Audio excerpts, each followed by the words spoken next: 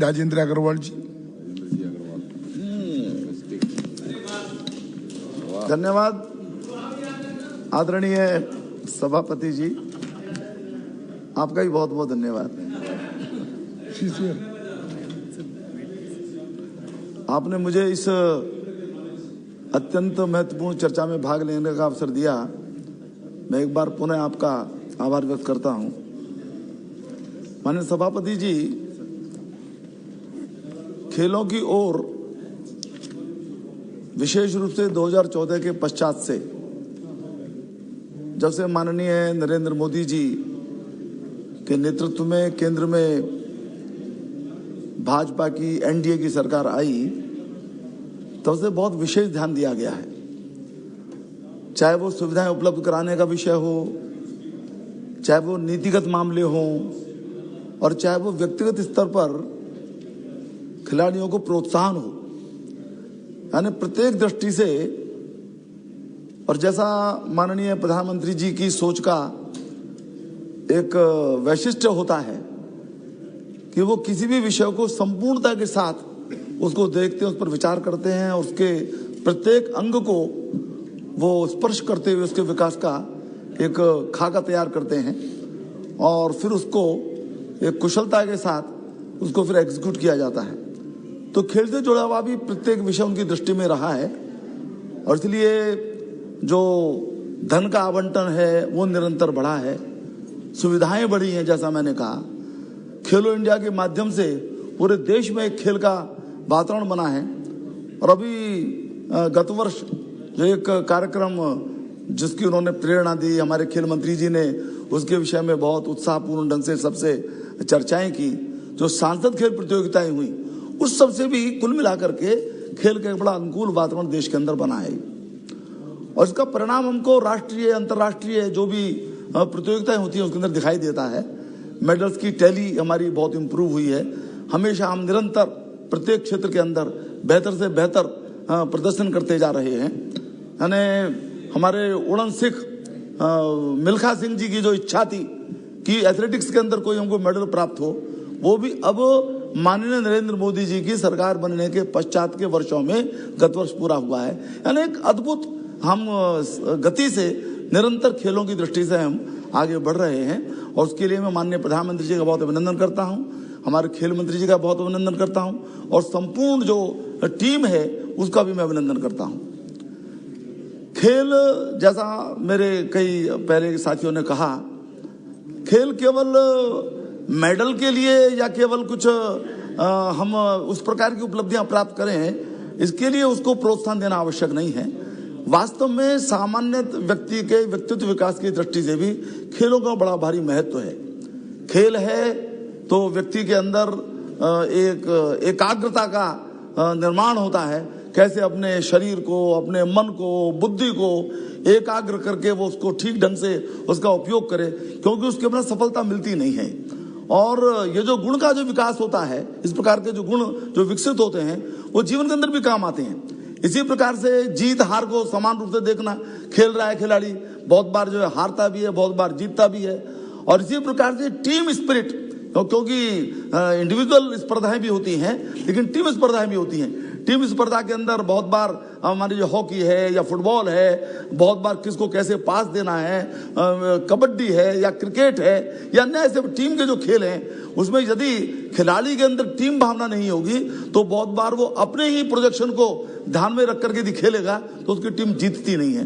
तो टीम की भी जो भावना है वो भी खेल के द्वारा विकसित होती है। मैंने इस प्रकार से व्यक्ति के व्यक्तित्व को पूर्ण करने की दृष्टि से भी खेल का बड़ा भारी महत्व है, और इस नाते खेलों को जो प्रोत्साहन दिया गया है या दिया जा रहा है निरंतर, उसका मैं समझता हूं कि बहुत ही अभिनंदनीय परिणाम पूरे देश के अंदर दिखाई देता है। अभी मैं थोड़ा सा मेरठ की दृष्टि से यदि बात करूं तो मेरठ खेल के सामान के उत्पादन का बहुत बड़ा केंद्र है।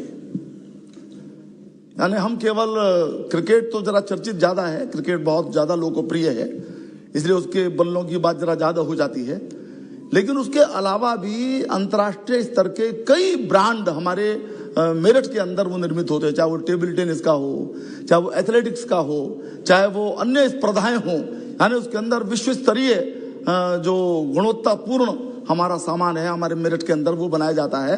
और इसलिए प्रदेश सरकार ने भी ODOP जो उसकी योजना है, वन डिस्ट्रिक्ट वन प्रोडक्ट, उसके अंदर खेल को ही मान्य किया है। हालांकि मेरठ के अंदर और भी बहुत सारी चीजों का उत्पादन होता है, लेकिन ODOP के अंदर खेल को ही उन्होंने मान्य किया है।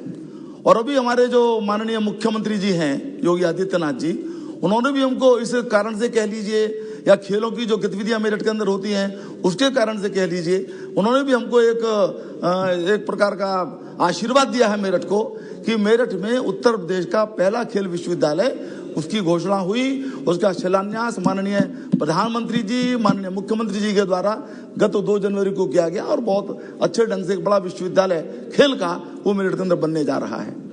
उसके बाद फिर हमारे मुख्यमंत्री जी ने जितने भी पैरा ओलंपिक खिलाड़ी हैं, जिन्होंने उसके अंदर मेडल जीते, जिन्होंने उसके अंदर भाग लिया, सबका एक सम्मान का कार्यक्रम मेरठ के अंदर किया।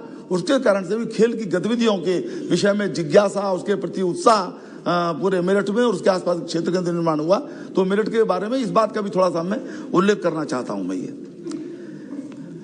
मेरठ, जैसा मैंने कहा कि खेल उत्पादन, खेल सामान का जो उत्पादन है उसमें तो अग्रणी है ही, परंतु विभिन्न क्षेत्रों के अंदर बहुत अच्छे खिलाड़ी भी मेरठ ने निरंतर दिए हैं। चाहे वो कुश्ती हो, चाहे वो तीरंदाजी हो, वो शूटिंग हो, या हॉकी हो, यानी प्रत्येक क्षेत्र के अंदर बहुत अच्छे खिलाड़ी अंतर्राष्ट्रीय स्तर के मेरठ के अंदर निर्मित हुए हैं। मेजर ध्यानचंद, हमें बड़ा सौभाग्य है मेरठ को कि मेजर ध्यानचंद बहुत समय तक मेरठ के अंदर वो सेना के अधिकारी के रूप में वहाँ पर रहे, और उन्होंने, उनके कारण से हॉकी को बहुत वहाँ पर प्रश्रय भी मिला, प्रोत्साहन भी मिला।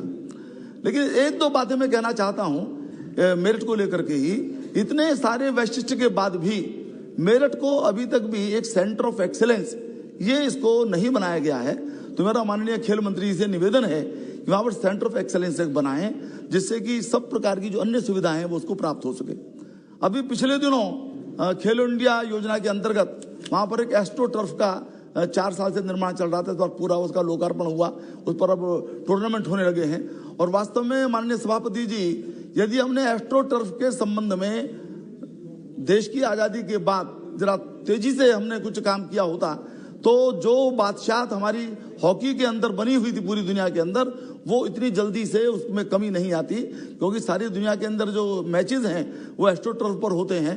हमने उसके अंदर एस्ट्रो टर्फ बनाने में थोड़ा सा धीमा हमारी गति रही, और मैं ये कहते हुए मुझे कोई खुशी नहीं हो रही है कि मेरठ के अंदर एस्ट्रो टर्फ बना है, केवल दूसरा एस्ट्रो टर्फ है वो उत्तर प्रदेश के अंदर। इनकी संख्या ज्यादा होनी चाहिए थी, ज्यादा संख्या होगी। आज सारे खिलाड़ियों को एस्ट्रो टर्फ पर ही अभ्यास करना पड़ता है, और उसके अंदर अभ्यास करेंगे तभी वो अंतर्राष्ट्रीय स्पर्धाओं के अंदर यशस्वी हो सकते हैं। तो ये अच्छी बात है, लेकिन कुल मिलाकर के कि मेरठ के अंदर एस्ट्रो टर्फ का निर्माण हुआ, वो वहां पर लगा और वहां पर उसके ऊपर प्रतियोगिताएं हो रही हैं। लेकिन साथ ही साथ मेरठ ने एथलेटिक्स के अंदर भी बहुत खिलाड़ियों का को दिया है।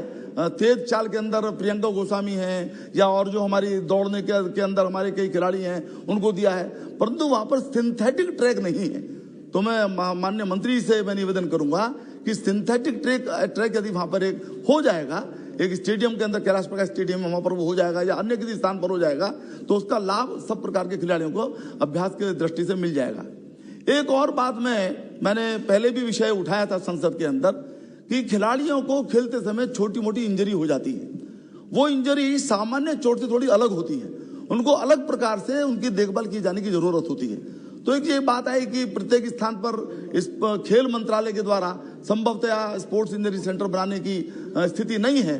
मेरा ये विनम्र निवेदन है कि सामान्यतः उत्तर प्रदेश का तो मैं कह ही सकता हूँ, प्रत्येक जनपद के अंदर मेडिकल कॉलेज खोले गए हैं, खोले जा रहे हैं। कमिश्नरी लेवल के ऊपर तो बड़े बड़े हॉस्पिटल्स वहां पर हैं, सरकारी हॉस्पिटल्स हैं। तो मेरा निवेदन है कि इस प्रकार की एक व्यवस्था की जाए कि जो हॉस्पिटल्स हैं इनमें स्पोर्ट्स इंजरी को देखने के लिए एक डेडिकेटेड वहां पर एक वार्ड हो, एक व्यवस्था हो, उसके एक्सपर्ट्स हो जो उसकी चिंता करें, ताकि यदि खिलाड़ी को कोई चोट लगती है तो उसकी व्यवस्था की जा सके, और वो उसका जो खेल का जो जीवन है वो उस चोट के कारण से बाधित ना हो, वो स्वस्थ होकर के पुनः अपना अभ्यास कर सके, या उसको और भी जो सहायता दी जा सकती है उसको दी जा सके, तो स्पोर्ट्स इंजरी के सेंटर ये इस प्रकार से मेडिकल कॉलेजेस के अंदर डेडिकेटेड बनाए जाएं, तो उसका जो व्यवस्था है वो सुगमता से हो सकेगी।